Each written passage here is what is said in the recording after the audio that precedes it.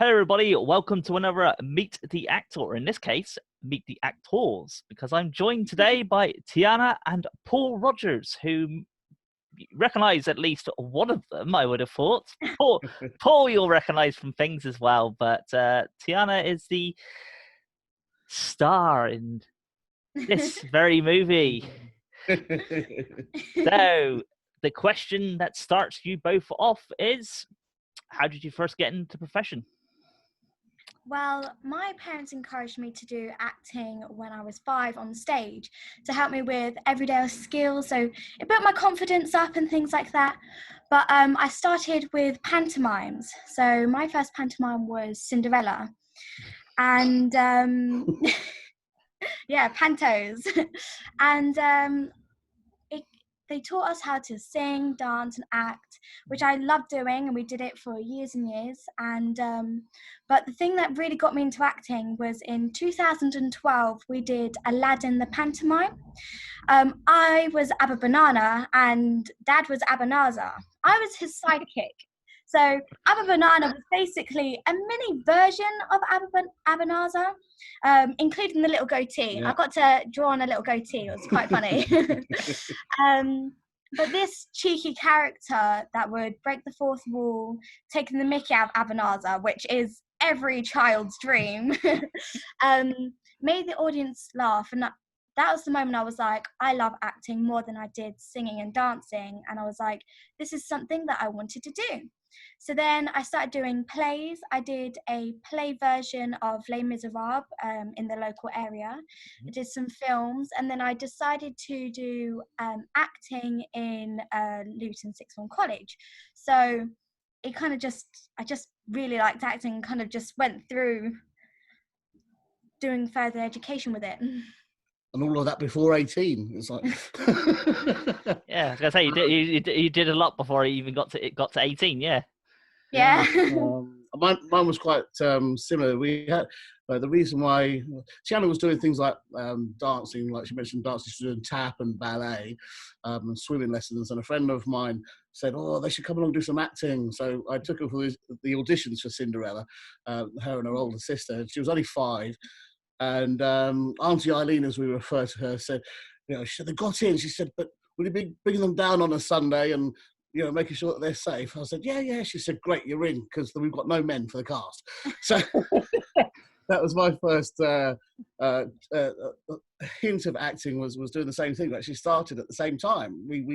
That was the first time we joined together, wasn't it, as well? Yeah. And ever since, we haven't looked back. But TV-wise, my first bit of acting was we just helping local people, really. Yeah. They knew us through the local theatre.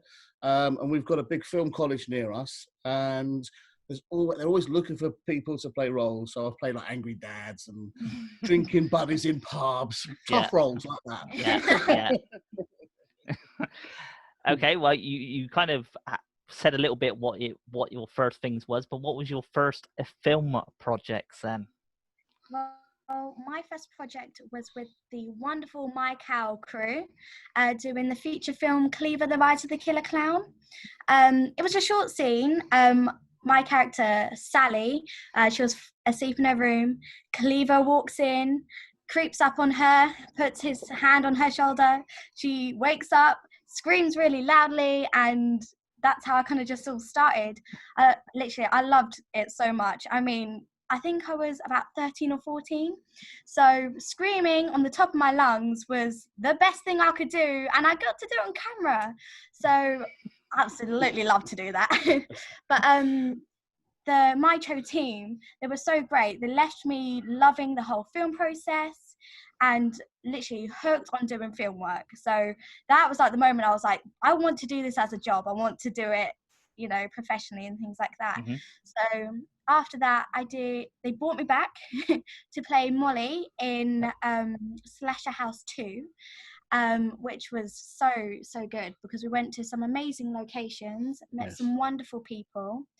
And then Molly had her own movie, as you mentioned, The Haunting of Molly Bannister, and it's recently been released. So if people haven't got their copy, you can get it in HMV, Asda, and Amazon and places like that. So if you haven't got a copy, go get it now after the interview.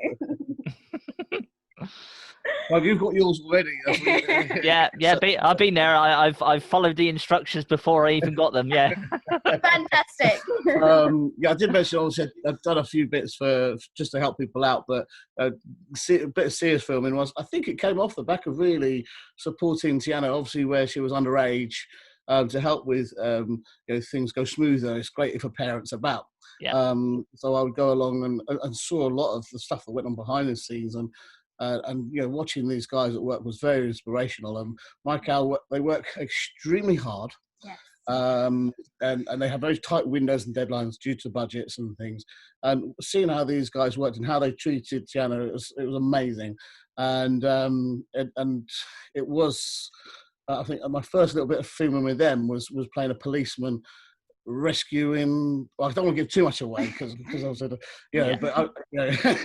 Basically, you were a police officer. I was a police officer. Yeah, a very key role in the movie. I don't want to spoil anything because that film was actually shot before I took over being Cleaver. So although it's come out later chronologically on DVD, that was shot before. So that was really my first taste, was being a policeman. Oh, okay. I love. So. Well, you both said you did that sort of stage acting type thing. So how long have you been doing the whole in front of camera type thing? And it kind of pursuing it as your, I would say day job, but let's be realistic. Actors have a day job as well. So Cleaver the Rise of the Killer Clown was filmed in 2015. So I've been doing it for 5 years and hopefully many, many more years to come. Let's pray. My first taste, as I said, was about 13 years ago, helping people out, and I did very much get the bug back then. I have to be honest, and the girls will tell you, my wife will tell you, I always said, one day I'm going to play a lead role in a film, one day, but you're so busy not working, because I ran my own business at the time, and so I didn't chase that dream down, and it. Obviously 3 years ago when we started to do the stuff, 4 years ago, sorry, we started doing stuff with Michael. A couple of years afterwards, I got a chance to have a go at auditioning and became Cleaver, which it really is a dream come true. I've always prayed for that moment. So it really is. I know people say, I've lived my whole life when they're 13 saying, yeah. But I'm the other end, Like I said, it's never too late if you really do have the dream. Mm-hmm. There's plenty of people out there looking for people who've got the hunger. So it's never too late to wish that dream. It really isn't, and I can't thank the confidence that Michael proved, for both of us really. Yeah. On our early journey into films, but obviously we are supporting each other. The nice thing is, and obviously, as you know, we've all been in lockdown, but there's a lot of interest in people who live together at the minute or families, because it reduces your risks. So we come as a good double team now, which is wonderful. So whether you wanted to escape him, he's always going to be behind you, basically. With a cleaver. So you went into this a little bit as well, but what have you both worked on, or in this case, currently working on? I know you probably can't say too much on certain projects because you might have them kind of out there, but not being able to say anything. But what are you currently working on? Well, obviously I've worked with the My Cow crew, but within that time I did a couple of short movies. I did a little short movie called Life Lesson, about a young girl that is struggling in her exams and her parents confront her, so there's a bit of a journey there. Not long after that, I did a little short movie called Still Love, which was for a Straight 8 festival. So you used that camera that everything had to be shot in order and you had one take, which was so challenging, but I'm always up for a challenge. And do you know what? I really enjoyed it. It worked. I really enjoyed it. Currently, I'm working on with a Steamwork film to do The Flock. I play a feral girl who is looking for her dad, and she is with her mum in this apocalypse. So I'm so excited to do that. Because the character seems like she gets to kick some bum, so I'm so excited. Watch out, zombies. Yeah. I'm so excited. with working with Michael again, doing Slasher House 3 for a little cameo role. So I cannot wait to see everybody, because it has been a long time since we all last saw each other. So I'm excited. And I'm in that last one as well, because there's you may have heard Slasher House 3 was supposed to have been done by now, but has been postponed. But there's been lots of read-throughs going on, lots of stuff going on behind to prep ready for when we can get together, which obviously is going to be sooner rather than later now. Yeah. And we've both got cameo roles, which we're hoping will help us to, so I don't want to give away too many secrets, but hopefully so we can see more and more of Molly and Cleaver. Do you have anything else coming up for yourself as well, or is that just kind of where you are at the moment? Yeah, so just Slash House 3 for myself at the moment, and because I'm really hoping that the world of Cleaver will open up. I obviously don't want to say too much. That's MJ's position to do that. So that will hopefully keep us quite busy. But I've just started going professional magician, so which is something, because I closed my business last year. So whilst I'm not working on film sets, and Tiana's actually my assistant and learning magic as well. So we're working hard on promoting that as a new business. We started in November, which was a terrible time, obviously. We were getting about 15 shows a month, at the early part of the year. So we were doing really well with the show, and then obviously everything had to stop. So we're looking forward to returning work. We've got our first gigs next Tuesday, working for Autism Bedfordshire. So we're providing entertainment for the autistic children of Bedfordshire. So we're looking forward to getting back to some magic work. Yes, I miss it. Yeah. So that's the focus. That'll bring us some bread and butter between the big movies. Yes. So what advice would you give to people wanting to get into the film industry? Obviously, you've been here a little bit longer, but you've had your starting block, but sort of like 13 onwards. So this is your chance to give you a little bit of advice. I'd say for anyone that's starting in the industry, go for any role you can get, any experience, because personally I learned so much being on set and meeting new people that it's something that you can't always learn in a college or something. So if there's any free work, paid work, anything, go for it. Get that experience. I learned so much, and it was so important for me. And I think this goes with any job. Make sure you enjoy it. Why do it if you don't enjoy it? It goes with any job. So yeah, that's what I've got to kind of say. I think to back that up, she did start young, and not everyone's always up for children working, but I'd say from any parent point of view, to set their children up, if they've got the opportunity to take part in local theatre or local independent film people that are looking for children for films, they can always go along and watch it as well. It's so interesting. Go for it. Help people out. There are loads of people out there that need help and support. And like Tiana said, it's so enjoyable. Yeah. The only advice I would say is to make sure that if you're going to go down this road, work really hard at it before you go and meet the people. Learn what your role is. Even if you haven't got lines, learn who you've got to be. So when you turn up on set, you can ask direct questions to the directors and the teams, and not be a problem to them, because everyone's got tight deadlines, and to go there, be a solution provider rather than a problem. Yes.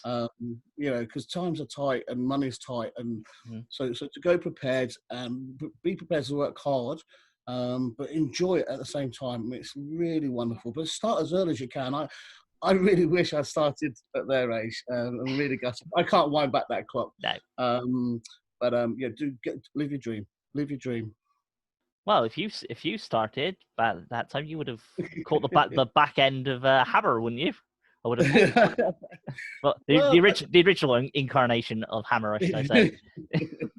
Well, it's never too late. As I said, it isn't, and I think and as long as you've got that dream and that drive, that's half of the problem. And I don't want to speak too loud. I have this thing that I said to people: if you really don't want to go for it, if you don't have that passion, you're never going to get there. Yeah. So it's up to you. If you really want to do something, there are opportunities for anything, and anyone can be whatever they want. But like Tiana said, you've got to work at it, and you've got to practice it. and then you can do it. No matter what that is, it could be anything. That applies to any job. Oh yeah. So, Tiana, it's now time for you to tell us which women in horror, in this case, women in horror, or any movies inspired you and your work. And Paul, I mean, you could tell us about women as well, but we'll go with men for you. Thank you.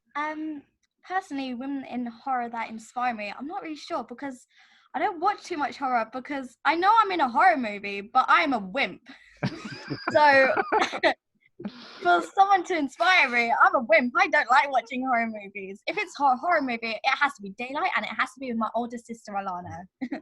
But when I was doing The Haunting of Molly Bannister, Slasher House 2, and I was trying to come up with a character for Molly Bannister, I had to, put a horror movie on.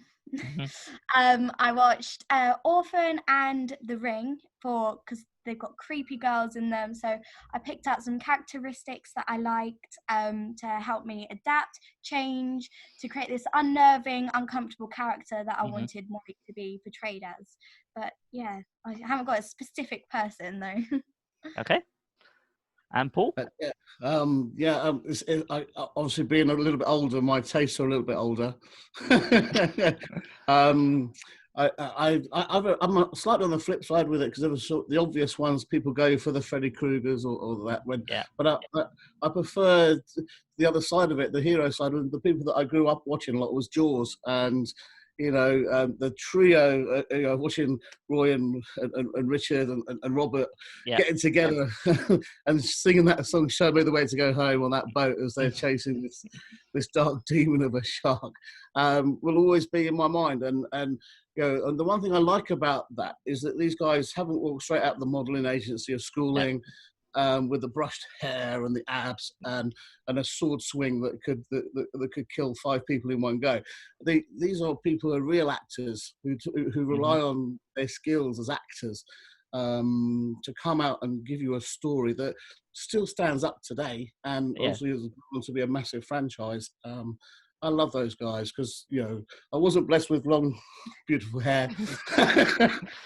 My six-pack is now a barrel. My hair's just got to the point where it's got ridiculous because can't go anywhere and have a haircut. So mine just walked out. But it's nice to see these roles. And looking at, because you can look at horror in different ways. It's not always about the baddie, but and there's nothing wrong with that film at all. For the haunting moments, as soon as that music starts, that first and even if nothing's coming, it's enough to make you sit forward. I do remember my very first horror experience I was only about 9 and I watched the original Texas Chainsaw Massacre before it got banned. Yeah. I had a naughty dad. And so I very much don't mind watching horrors, but Jaws for me was nice because it was like it could happen. There's sharks in the water, real men on boats going out there and fighting it against all odds. Loved it. Well, here's a question for you, Paul. What do you think of the sequels then? I personally do think Jaws 1 is the best. What he's trying to say is, I don't want to answer that question. No comment. You've got to try and grow the franchise as best as you can when there's money to be made. Yeah. There's not many films that can go the length of a trilogy and be successful, I don't think. No.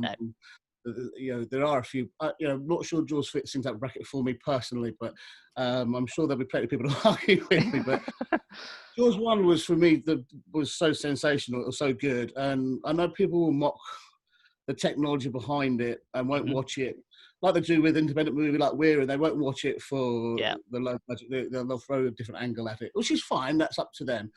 But to me, I defy anyone not to hear that haunting music and not get a few goosebumps somewhere. Well, that's it. So last question for you both. It's now time to promote anything you want. So if you have a YouTube channel, promote that. If you have a website, promote that. If you want to have people follow you on social media, say that. But basically, any projects you want to promote, this is your time to shine. Well, my website is tianarogers.co.uk. I'm on Instagram and Facebook. So my Instagram is tianarogers02 and my Facebook is just Tiana Rogers. So follow me there. And I'm just on Facebook with Paul Rogers, but we also got it's Magic Pool Shows. If you're interested in the magic side of it, it's Magic Pool Shows. We're both available for that as well. So you can find us on Facebook for that. Awesome. Wow. Thank you both for your time. And of course, it goes without saying, but go pick up a copy of The Haunting of Molly Banker. It's a brilliant film. I know I'm biased, but it's a brilliant film.